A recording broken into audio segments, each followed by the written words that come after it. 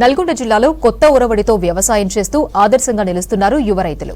ఒకరు పూల సాగు చేసి ధనం ఆర్జిస్తుంటే మరొకరు రసాయన ఎరువులు వాడకుండా సాగును చేస్తూ లాభాల బాట పట్టారు. ఇద్దరూ విద్యావంతులు కావడం విశేషం.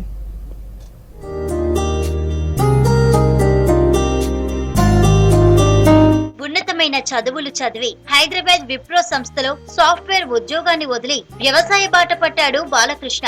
ఎలాంటి రసాయనిక ఎరువులు వాడకుండా వ్యవసాయంలో కొత్తదనాన్ని చూపిస్తున్నాడు. ఆరోగ్యమే మహాభాగ్యం అంటూ గుర్తు చేస్తున్నాడు. మరో యువనైతు బిచ్చు నాయక్ ఉన్నత చదువులను పక్కన పెట్టి పొలం బాట పట్టాడు. వ్యవసాయ రంగంలో అంది వస్తున్న ఆధునిక పద్ధతులపై అవగాహన పెంచుకొని మార్కెట్లో ధర ఉన్న పంటలను పండిస్తూ లాభాలు గడిస్తున్నాడు. నల్లగొండ జిల్లా తిరుమలగిరి మండలం ఎర్రచెరువు తండాకు చెందిన రమావత్ బాలకృష్ణది వ్యవసాయ కుటుంబం. బాలకృష్ణ హైదరాబాద్ లో ఎంటెక్ పూర్తి చేశాడు. తర్వాత విప్రో సంస్థలో రేడియో ఫ్రీక్వెన్సీ విభాగంలో సాఫ్ట్వేర్ ఉద్యోగిగా చేరాడు. కరోనా సమయంలో ఇంటి వద్ద నుంచే ఉద్యోగం చేయాల్సి వచ్చింది. అప్పటి నుంచి సాగుపై మక్కువ పెంచుకున్నాడు. సేంద్రియ ఎరువులతో పంటలు పండిస్తున్నాడు. సేంద్రియ ఎరువుల తయారీకి గోవులను పెంచడంతో పాటు మరికొన్ని ఎరువుల తయారీ సొంతంగా చేస్తున్నాడు. 2020లో 2 ఎకరాల్లో మిర్చి, 4 ఎకరాల్లో పత్తి పంటను సాగు చేశాడు. అందరిలాగానే రసాయన ఎరువులు వాడాడు. వచ్చిన పంట మొత్తం పెట్టుబడులకే సరిపోయింది. దీంతో సేంద్రియ ఎరువులతో పంటను సాగు చేయాలని నిర్ణయించుకున్నాడు. వ్యవసాయ శాఖ అధికారుల సలహాలు, సూచనలతో సేంద్రియ పద్ధతిలో సాగు చేపట్టాడు. బాలకృష్ణ పంట సాగు తీరు గమనించి గణతంత్ర దినోత్సవం సందర్భంగా కలెక్టర్ హరిచంద్ర ఉత్తమ రైతు పురస్కారాన్ని అందించారు. ఏ మొక్క అయినా బలము లేకపోవడం వల్ల చీడపీడలు అనేది వస్తది.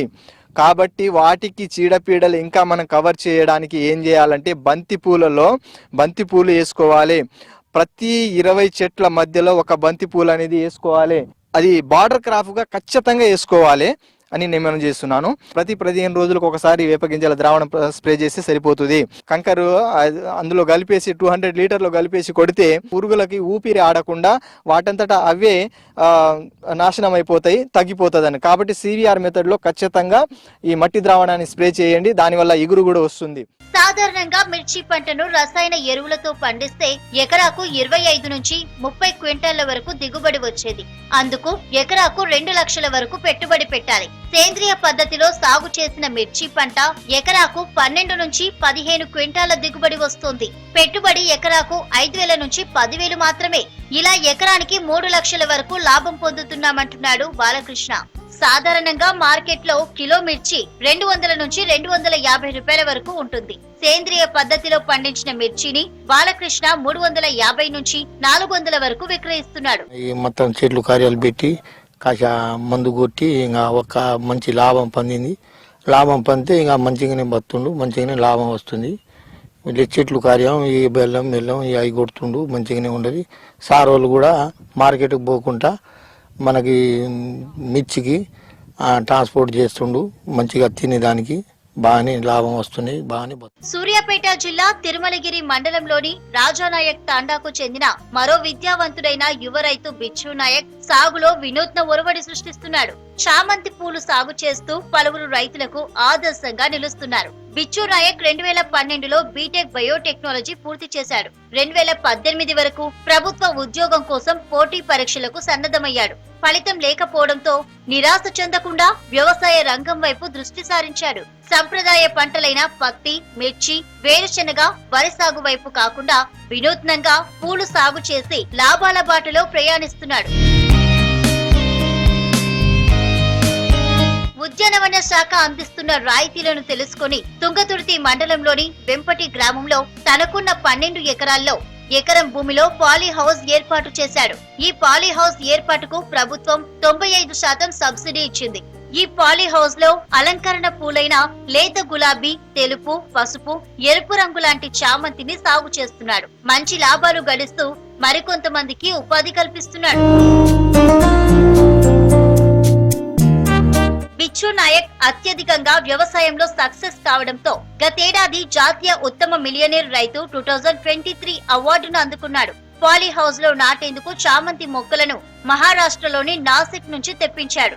ఎకరంలో మొత్తం 1,60,000 మొక్కలతో సాగు ప్రారంభించాడు. ప్రస్తుతం ఆయనే మొక్కలు తయారు చేసుకుంటున్నాడు. పాండ్ ద్వారా మొక్కలకు నీటిని అందిస్తున్నాడు. ఎకరా సాగుకు మొత్తం ఖర్చు 6,20,000 వస్తుందని, పూల విక్రయాలతో 10 లక్షల నుంచి 12 లక్షల వరకు వస్తాయని, దీనిలో పెట్టుబడి పోను ఎకరాకు సుమారు 5 నుంచి 6 లక్షల వరకు మిగులుతాయని బిచ్చు నాయక్ చెబుతున్నాడు. 2018లో పాలియో శాంక్షన్ అయింది. అప్పటి నుంచి మేము చామంతి సాగు చేస్తున్నాము. అయితే ఈ చామంతి సాగు చేయడానికి ప్రధాన కారణం ఏంటంటే మంచి ఆదాయము, ఇన్కమ్ జనరేట్ రావాలంటే ఇలాంటి పంటలను, వినూత్నమైన పంటలు ఎంచుకోవడం వల్ల మంచి ఆదాయం రైతు కూడా సంపాదించవచ్చు అనే ఉద్దేశంతో మేము ఈ ఫీల్డ్ దిగడం జరిగింది. కానీ ఫస్ట్ టైం మనం ప్లాంటేషన్ చేసుకున్నప్పుడు గవర్నమెంట్ 70% ఇన్పుట్ సబ్సిడీ కింద ఇస్తుంది.